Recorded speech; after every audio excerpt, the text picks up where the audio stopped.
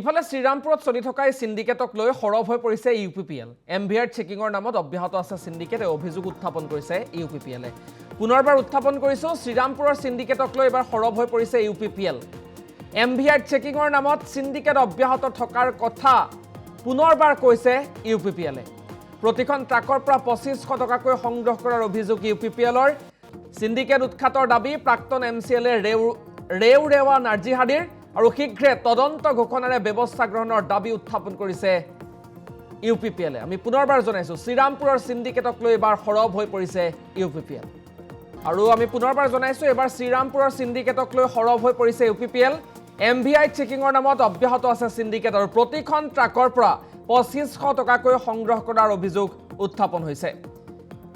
আৰু সিন্ডিকেট উৎখাতৰ বাবে দাবী উত্থাপন কৰিছে প্ৰাক্তন এমচিএলে ৰেওৰেৱা নাৰ্জিহাদীয়ে। কৃষিৰ যে ইএমজন তেওঁ ট্ৰান্সপৰ্ট ডিপাৰ্টমেণ্টটো পালে আৰু ষ্টেটতো যি নতুন মন্ত্ৰী তেওঁ ট্ৰান্সপৰ্ট ডিপাৰ্টমেণ্টটো পালে। হয়তো মই বা আমি দেখিছোঁ, আমি ভাবিছোঁ এই দুজনে মানে হাই ৰোডৰ যে ট্ৰান্সপৰ্টেশ্যন যে কিবিলাক প্ৰব্লেমবিলাক তেওঁলোকে কৰা যেন মই ধাৰণা কৰিছোঁ। কাৰণ তেওঁলোকে জবৰদস্তভাৱে হ'লেও কিবা হ'লেও টকা উঠাই লোৱাৰ কাৰণে চেষ্টা কৰিছে। গতিকে তাৰ পৰা এইটো ঘটনাটো গৈছে, নহ'লে তেনেকুৱা নহ'লেহেঁতেন। বিগত 5 বছৰ ইমান শান্তিত আছিলোঁ আৰু শ্ৰীৰামপুৰ গেটত এই যে কি কয় সিন্ডিকেট বন্ধ আছিল, শান্তিতে আছিলোঁ না।